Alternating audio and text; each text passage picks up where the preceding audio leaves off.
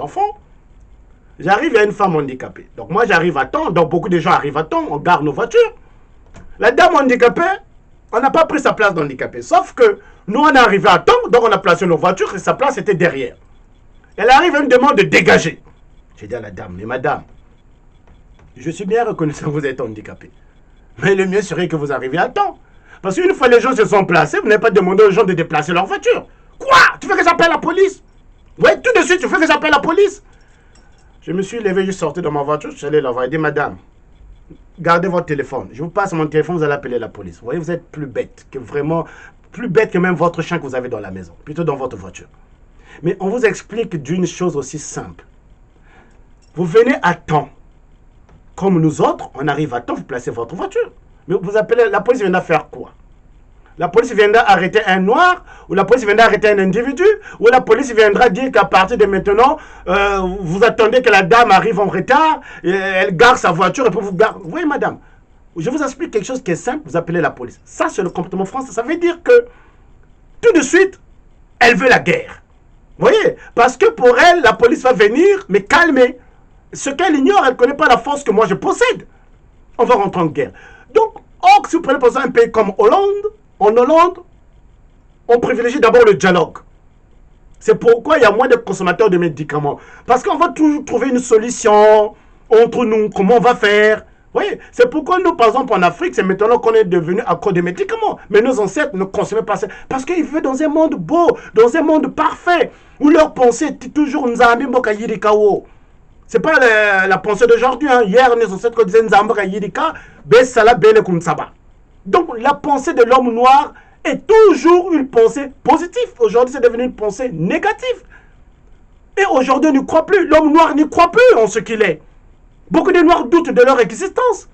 Même quand tu regardes leur peau, ils se disent non, peau yembiye. Hein? Ils s'achètent l'équidroquinol, ils enlèvent cette peau, dépigmentation de la peau. Parce que leur pensée à l'égard de leur peau est une pensée négative. Aujourd'hui, beaucoup de noirs vont dire non, oh, l'Afrique, moi je ne peux plus vivre en Afrique. Hey, l'Afrique, non. Mais parce que l'homme noir a une pensée négative vis-à-vis de l'Afrique. Mais posez-vous des questions. Comment se fait que les Bolloré, en Afrique, ils gagnent bien leur vie, et toi, l'homme noir, en Afrique, tu ne gagnes pas ta vie? Mais parce que toi, quand tu penses l'Afrique, tu penses Sassou. Donc quand tu penses l'Afrique, tu penses Biya. Donc quand tu penses l'Afrique, tu vois, tu ne vois pas le bon côté de cette Afrique-là, où tu peux te dire, tiens, ah ouais, là, je peux faire des business. Tiens, là, je peux faire quelque chose. Vous voyez? Pour toi, l'Afrique est liée à la négativité. Donc, c'est-à-dire que les pensées de l'homme noir vis-à-vis de l'Afrique est un problème grave. Tant que nous n'allons pas penser Afrique, par exemple, nous laisserons toujours l'Afrique entre les mains des autres. Et les Chinois l'ont compris, que les Africains ne croient pas à leur richesse. C'est pourquoi ils vont là-bas tous les jours. L'homme noir ne voit que de la négativité, surtout quand nous les Congolais. Ah, non, mais bien quoi, mais nous connaissons la sable, mais nous connaissons. Et pourtant, tu peux aller au Ghana investir, tu peux aller au Sénégal investir, tu peux aller au Botswana investir ton argent. Mais comme nous les Congolais, on a une certaine négativité vis-à-vis du Congo, même Sassou ou pas Sassou, nous n'irons là. Oui. Pensez d'abord aux notre doyen qui était ici. Regardez tous les partisans que nous connaissons. Les Mazouka Mambo, les doyens. Tous ceux que nous connaissons. Du temps où il n'y avait même pas de guerre au Congo. Qu'est-ce qu'ils avaient déjà investi là-bas? Nos doyens là. Hein? Boba Isakou, Mounambangou, c'est des gens qui sont arrivés, la France de, je sais pas, de 76. Oui? Ils étaient tous dans l'habillement, dans la sape, Miela, Bobaché, Tabazo, tout ça. Vous voyez? Le problème, c'est que l'homme noir a cessé de croire au potentiel que Nzambi Mpungu lui a donné. Cette richesse-là. Vous voyez? Il ne croit même pas.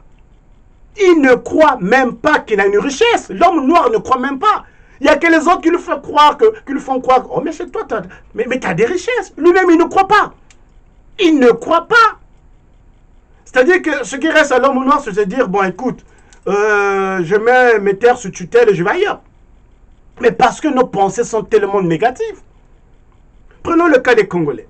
Pourquoi des Congolais, par exemple, ne peuvent pas faire la révolution?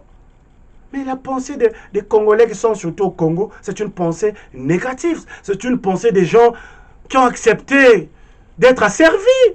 C'est une pensée des gens qui ont accepté. Mais ça sont gongwan. Mais bien mais ça sont gongwan.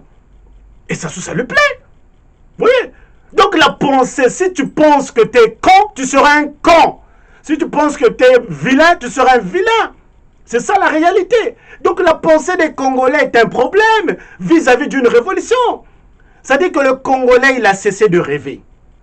Le Congolais, par exemple, prenons ce cas du Congolais, il a cessé de rêver. Le Congolais n'a plus de rêve. Et quand si aujourd'hui, peut-être le rêve de certains Congolais qui jouent à Ndoumboutou, vous prenez un panier de visas, vous déposez au marché total. Croyez-moi, 1 heure yik. En 1 minute, panier y visa. Vous voyez? Oh, potentiel à Yingi Kuna. Après, on me dira, bon, mais toi, tu es allé en France. Ben oui. Ben oui, exactement. Quand j'ai quitté le Congo, c'est parce que moi aussi j'ai de pensées négatives sur le Congo. Et là, arrête de garder un espoir. Je vais d'abord partir. Mais ça fait 20 ans qu'on est là. Ça veut dire moi aussi j'en fais partie. Nous sommes combien à rêver du Congo, d'un Congo meilleur? C'est pourquoi les Congolais ne font plus de révolution. Parce qu'ils ont compris. Sassou, il a tout compris. C'est pourquoi Sassou, il a compris, mais ce peuple-là ne pense plus positivement. Ce peuple-là pense à la bière. Ce peuple-là pense à s'habiller. Et c'est pourquoi Sassou baisse la bière. Il a tout compris. Mais regardez le peuple malien. Regardez les autres peuples. Regardez ce qu'ils font de leur pays. Non, le Congolais, regardez, ça dit que regardez toutes les vidéos que vous allez voir. Les Congolais sont dans l'habillement. Oh, mais vous nous attaquez, tout. Tu n'entendras jamais quand on fait ces vidéos-là, un Congolais te dire, tiens, oh, menga yakwani, men sabaze nani, grand tokom bajuji kun sabaza meno. Et ces journalistes-là, les caméramans-là, ne favorisent pas l'image de bonnes choses. Vous voyez? Parce que s'il faut chaque fois vous montrer que les gens vont faire leur mariage, vous ne montrez pas le côté congolais qui a développé des choses, mais vous êtes en train de mettre la pensée dans la tête des gens. Ce qui est normal au Congo, c'est ces distractions-là. Et pourtant, au Congo, vous avez des jeunes qui travaillent la terre. Pourquoi les failles, comme on l'appelle, les failles images, les présani, je ne sais pas, pourquoi eux ne filment pas ces Congolais-là qui cultivent la terre? Par exemple, pourquoi passer des heures à filmer que les sapeurs? Pourquoi vous ne filmez pas ces Congolais-là qui se réveillent le matin, qui vont aller travailler le matin? Les sœurs là qui travaillent, il faut les filmer. Vous voyez? Parce que là-bas, Sassou pense que les Congolais qui sont en France, bon, ils passent leur temps à faire la sape. Mais à côté, vous avez ces Congolais qui travaillent le matin. Pourquoi vous ne les filmez pas? Pourquoi quand vous allez à Brazza, vous allez filmer que les sapeurs? Ce que vous oubliez, c'est que les images là, le monde voit ces images-là. Aujourd'hui, quand vous demandez par exemple à un Ivoirien, vous demandez un Camerounais, vous demandez même les Français, dès qu'on pense au Congo, on pense sapologie. Vous voyez? Or, il s'avère que la sape, ce qui n'est pas méchant, c'est un patrimoine. Il faut se dire. La sape est un patrimoine immatériel congolais. Mais sauf que ce patrimoine-là devient une simple distraction. Pourquoi? Mais parce que même ceux qui sont dans la sape sont dans l'incapacité, c'est-à-dire que de créer une sorte de rentabilité financière à travers la sape. Mais les Blancs l'ont fait. Les Blancs l'ont fait. Les Blancs, quand ils avaient compris qu'avec l'habillement, ils pouvaient s'enrichir. Mais les Yves Saint Laurent, ils ont créé des mouvements, des défilés de mode. Les gens, ils paient cher pour aller voir ces défilés de mode-là. Mais pourquoi? Mais parce que la pensée des Congolais s'est limitée. La pensée des Congolais s'est limitée à la distraction. Regardez aujourd'hui. Les Congolais vivent dans une sorte de mode. Vous voyez? C'est-à-dire que nos pensées, on a comme l'impression de des saisons comme ça, où nos pensées sont focalisées à une seule action. À une époque donnée, tous les Congolais partaient, ils achetaient des voitures taxi, un tel Congolais dans la voiture, un tel chez des taxis. Ça, c'est fini. À l'époque donnée, c'était des auberges. Ah, il y a nous, il y a auberges. Il y a nous, il y a auberges. Ça, c'est passé. À l'époque donnée, c'était des associations. On a vu des associations aller au Congo. Il y a des Netibilong. Ça, c'est passé. Maintenant, ils ont créé le pire des choses. Les mariages. Ah! Les mariages des Congolais. Tous les Congolais. Oui? C'est-à-dire qu'on a comme l'impression que tous les Congolais pensent la même chose. Dieu merci, ce n'est pas tous les Congolais. Donc là, ce qui est à la mode, c'est les mariages. Mais quand vous regardez, Si on avait une pensée positive, qu'est-ce qu'on allait faire? Regardez combien nous allons investir. Je ne dis pas que le mariage, ce n'est pas une bonne chose. C'est une bonne chose. Mais qu'est-ce que ça apporte à un Congolais qui a faim? Ces mêmes Congolais-là que vous voyez qui viennent au mariage, qui sont là à se battre pour avoir une assiette de Moseka, une assiette de Nsoussou, une assiette de ceci.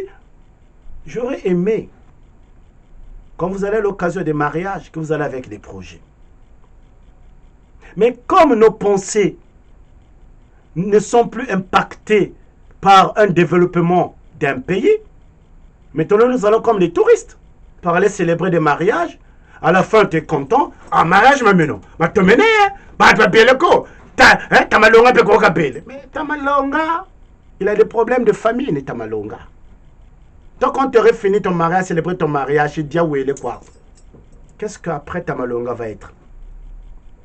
Tamalonga va encore te téléphoner, Tamigilangela. Regardez ces mariages-là, des mariages coûteux.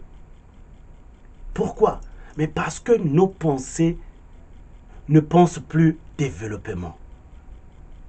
C'est la même chose.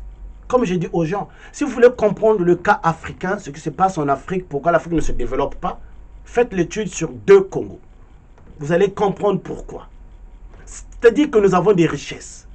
Mais comme nos pensées sont dans la négativité et dans le développement du sous-développement, le développement du sous-développement, ça fait qu'on n'avance pas. Même dans votre vie, il y a des Congolais ici qui n'avancent pas. Vous avez de ces femmes qui ont des CDI de la CAF. J'appelle ça des CDI de la CAF. C'est-à-dire qui se sont dit, na Boutaba, la Bani, le Diambongo. Mais ce que ma soeur t'ignore, quand tu t'attaches à ce système créé par la France, tu vas mourir pauvre. Et tes enfants vont mourir pauvres. Parce que quand tu vis d'allocation, tu ne cotises nulle part. Ta retraite, elle est à 0. Déjà que la retraite de nous autres là qui nous revions le matin pour aller travailler chaque jour, elle sera comme ça.